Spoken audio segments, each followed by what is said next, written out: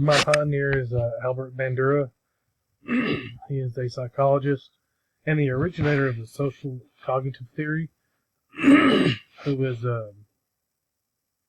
best known for many different things. The Bobo doll experiment, uh, which I have another slide on that later on. It demonstrates that children could learn behaviors through the observation of adults. He's also known for the cognitive theory again, and crazy stat. In 2002, a survey ranked him as the fourth most frequently cited psychologist of all time. And it's wild to think about. There's as many psychologists as around the world. Then he goes on to, he was born in Mundare, Alberta, in a small town. He was the youngest of six, and with that came the limitations of education. Such a small town. I imagine having six kids, it was tough for his family to get all of them through education. But I think it was because of that that propelled him to be more in the research of the independent and self-motivating in terms of learning, because that's basically what he had to do in order to continue with his education. And basically that developed into his one of his other theories that I'll touch on as well. As I stated, his parents immigrated to Canada as teens after marrying, and they settled in there in Mundare.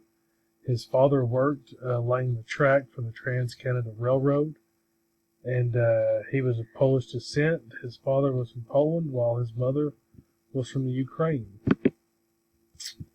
Shortly after graduating from high school, he pursued a bachelor's degree at the University of British Columbia. In 1949, he graduated with the Bulletin Award in psychology. After graduating college, he then did graduate work at the University of Iowa, where he received a master's degree in psychology and a doctorate in clinical psychology. He married Virginia Barnes in 1952, where they raised two daughters, Carol and Mary. So after the high school, in the summer of graduating from high school, he worked in the Yukon to protect the Alaska Highway from sinking. He later credited his work in the Northern Tundra as the origin of his interest in the human psychopathology. It was an experience which was introduced to him the culture of drinking and gambling, which I assume they didn't have much other things to do than to maybe do that and work. I mean, that's not been all they had to do. So him seeing that kind of gave him a different perspective on that part of life, because he had never seen that before. In 1953, he did accept a one-year instructorship at Stanford, where he quickly became a professor there. 1974, he was named the David Starr Jordan Professor of Social Science and Psychology, and 2 years later, he became the chairman of the psychology department at Stanford.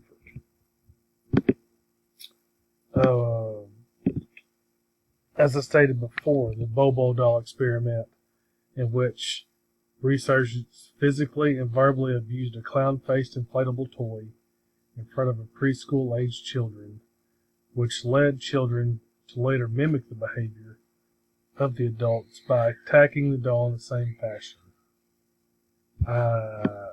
Sounds like a pretty brutal experiment, but I assume the children's reaction did mimic that of the adults, because that's what they see. I could see that with my kids. They do as they see. If they see you doing something, they're going to be wanting to do it too. So I believe that checks out. He was influenced by a few people here. One was Robert Sears. They worked on social behavior and the learning and the research of the psychoanalytic theory. He directed his research to the role of social modeling in human motivation, thought, and action. He actually collaborated with his first doctoral student, Richard Walters, as they engaged in the studies of social learning and aggression. He has been up for many awards, and he's also won many awards. In 1977, his self-efficacy, which I alluded to earlier, is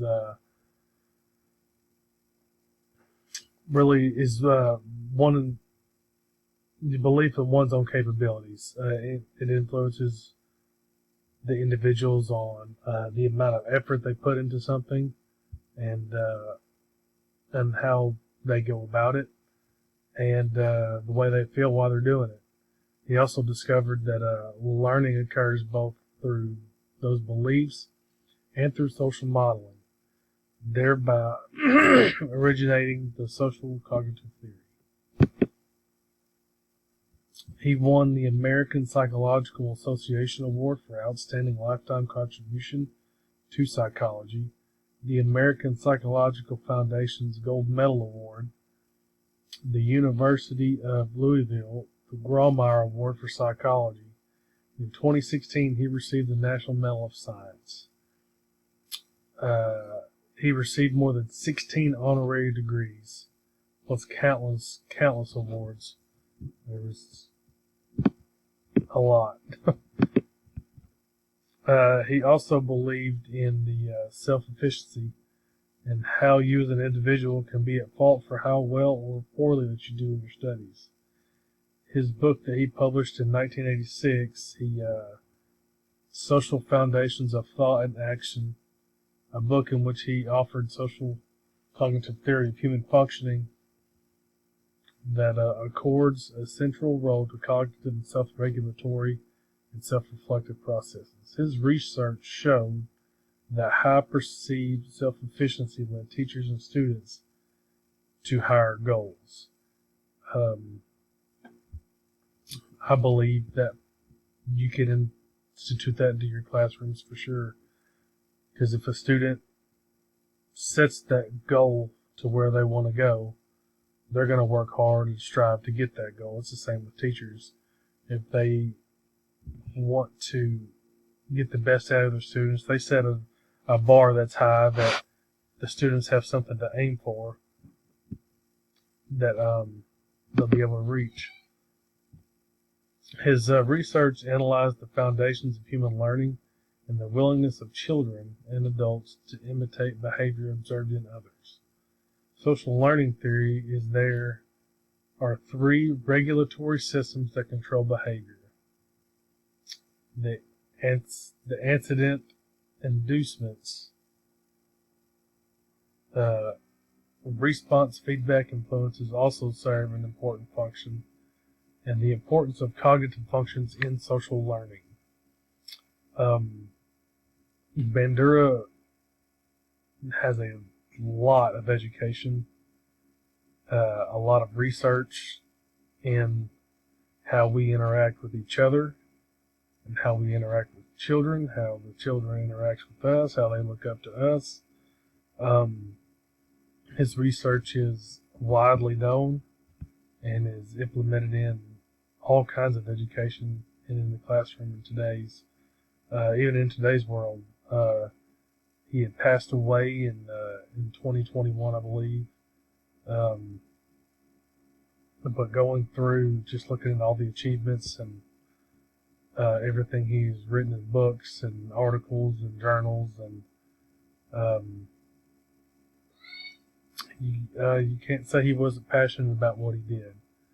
He loved to do the research. He loved to do the experiments and really think outside the box on how just how the human mind works and how interacting with others, and really looked at it from his viewpoint, as he did with the gambling and things that he had never seen before, which goes in with the cognitive functions and things like that. I mean,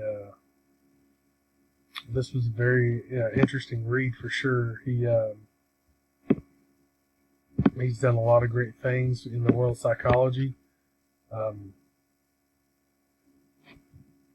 Yeah, I looked at some of the other ones that we were able to choose from, but reading from what he did, I feel like he brought a lot to the table, and yeah, it was interesting getting to learn about him. Thank you.